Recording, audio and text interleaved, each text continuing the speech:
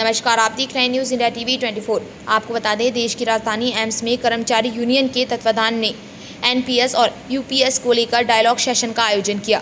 Doctor Patel ने सभी कर्मचारियों को यूनिफाइड पेंशन स्कीम की अच्छाइयों और बुराइयों को कर्मचारियों के सामने रखा और इस नतीजे पर पहुंचे कि जिन कर्मचारियों की सेवा अवधि 25 वर्ष या उससे अधिक है, उन्हें यूनिफाइड पेंशन स्कीम में कोई विशेष लाभ नहीं होगा। साथ ही वॉलंटरी रिटायरमेंट के मामलों में भी अभी यूनिफाइड पेंशन स्कीम के चयन का फैसला कभी भी कर्मचारी नहीं लेंगे। पटेल ने कार्यक्रम के बाद भारत सरकार की यूनिफाइड पेंशन स्कीम में आवश्यक संशोधन करने को लेकर एक ज्ञापन सौंपने की बात कही। पटेल ने कहा कि फिलहाल हम ज्ञापन में सरकार से दो बातें मानने के लिए कह रहे हैं। पहले कि यूनिफाइड पेंशन स्कीम में वॉलंटरी रिटायरमेंट के केस में सुधार किया जाए और इसको 25 साल की जगह 20 साल पर लागू किया जाए और रिटायरमेंट के दिन से ही पेंशन देने की शुरुआत की जाए। दूसरे, यूनिफाइड पेंशन स्कीम के विकल्प के चयन के लिए कर्मचारियों पर कोई दबाव न बनाया जाए, बल्कि इसके विकल्प को सेवानिवृत्ति से ठीक 3 महीने पहले दिया जाए, न कि सेवा काल में, क्योंकि कोई भी कर्मचारी या कोई भी प्रशासन यह तय नहीं कर सकता कि 20 से 25 साल के बाद सेवानिवृत्ति के समय कुल कितना कॉर्पस होगा।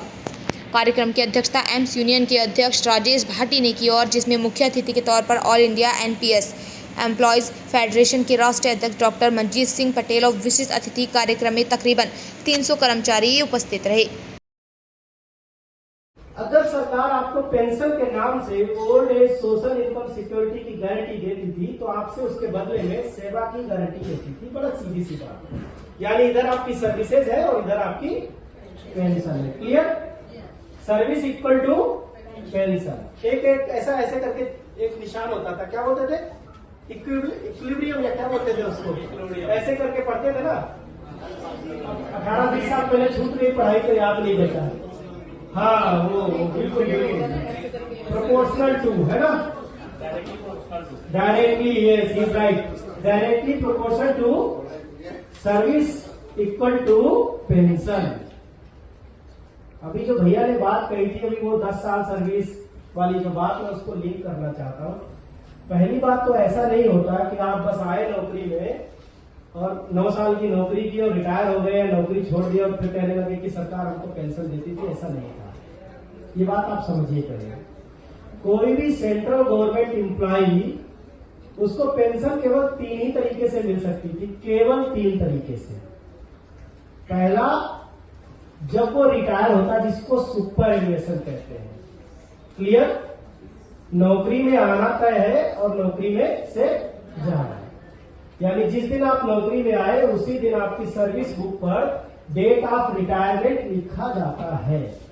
उसे हम कहते हैं सुपर एनुएशन। वो कहीं 60 साल में होता है, किसी डिपार्टमेंट में 62 साल पे हो सकता है, और आप क्या शायद डॉक्टरों का 65 साल पे और बाकी लोगों का 60 साल पे। क्लियर? तो जब आप 65 साल या 60 साल या 62 साल की उम्र में रिटायर हो जाते हैं, सुपर एनुएट कर जाते हैं, तो आपको पेंशन की गारंटी मिलती थी। क्लियर? या फिर आप वॉलंटरी रिटायरमेंट ले लेते हैं। वॉलंटरी रिटायरमेंट का मतलब, अगर आपने 20 साल की सेवाएं पूरी कर ली, देन आप वॉलंटरी रिटायर के लिए एलिजिबल हो गए, लेकिन 50 की उम्र से पहले नहीं। ये उसका दूसरा क्लॉज है, आप समझिएगा जरा ओपीएस को, क्योंकि जब तक आप ओपीएस को नहीं समझेंगे, अगर सरकार आपको ओपीएस दे भी देगी तो आप उसे पहचान नहीं पाएंगे। जाने कब किस देश में मिल जाए मोहन, है ना? सुनते हैं ना सब लोग। तो भैया किसी दूसरे रूप में अगर मोहन मिल जाए तो मोहन की कदर तो समझो। क्यों, कुछ गलत था? इमोशनल हो गया लग रहा है आपको। तो मेरा कहने का मतलब है, जब आप ओपीएस को समझ जाओगे, फिर वो किसी रूप में आएगी, आप उसे पहचान जाओगे। क्लियर?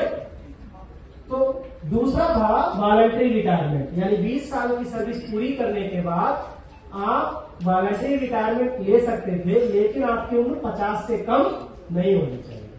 यानी आमतौर पर अगर आप 30 साल में भी सर्विस में आए तो 50 के बाद आप वॉलंटरी रिटायरमेंट ले सकते हैं। तीसरा, कंपल्सरी रिटायरमेंट, जिसे आप 56J1 कहते हो ना?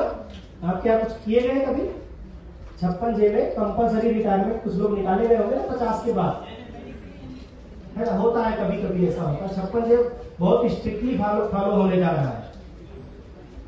तीनों ही रिटायरमेंट में, तीनों ही तरीके के रिटायरमेंट में half of the last basic salary plus dearness allowance as आपको पेंशन मिलती थी। पेंशनर की डेथ के बाद जो बेसिक सैलरी होता था उसका 60%, देन उसका dearness relief as family pension, तब तक जब तक कि बच्चे माइनर होते थे। क्लियर? स्पाउस भी मर गया, बच्चे माइनर नहीं बचे, आदमी खत्म, खेल खत्म, पेंशन का काम खत्म। क्लियर? ये थी हमारी पेंशन का पैटर्न, ये हमारा पैटर्न था पेंशन का। लेकिन एक शर्त और थी कि अगर आप 51 साल की उम्र में नौकरी में आए तो कितने साल बाद रिटायर हो जाएंगे? 9 साल बाद, तो आपको पेंशन नहीं मिलेगी, क्योंकि पेंशन के लिए मिनिमम क्वालिफिकेशन है 10 साल की सेवा। अब क्लियर? एनपीएस में ऐसा बता दिया, बोले ऐसा कुछ नहीं है, आप 51 साल में आते हो, 52 साल में आते हो, आप 59 ईयर्स में आते हो, डजंट मैटर, क्योंकि पेंशन सर्विस ईयर बेस्ड नहीं होगी, बल्कि क्या होगी? कॉर्पस बेस्ड होगी, मार्केट के सहारे चलेगी। जितनी लंबी सेवाएं दोगे उतना लंबा आपका कॉर्पस इकट्ठा हो जाएगा। अभी धीगरा साहब बता भी रहे थे कि एनपीएस या यूपीएस ऐसा नहीं है एकदम सिरे से बेकार है, ऐसा नहीं है। उनके लिए बेकार है सिरे से जिनकी सेवाएं बहुत छोटी है, सर्विस लेंथ बहुत कम है, लेस देन 20 ईयर्स। अब सेंट्रल गवर्नमेंट में तो ऐसे लोग हैं नहीं, आते नहीं है। ऑटोनोमस डिपार्टमेंट्स में आ जाते हैं, क्योंकि कई बार contractual, daily wage, work charge वाले एम्प्लॉइज रेगुलर हो जाते हैं, लड़ाई लड़ते यूनियन है, तो फिर वो लोग रेगुलर हो जाते हैं, तो पता लगा कि 10 से 15 साल की नौकरी के बाद ही रिटायर हो गए। अब एनपीएस क्या है? लॉन्ग टर्म इन्वेस्टमेंट पॉलिसी पे काम करता है, जितना लंबा इन्वेस्टमेंट उतना बेहतर कॉर्पस। अब 15 साल में तो 15 लाख नहीं हो पाया,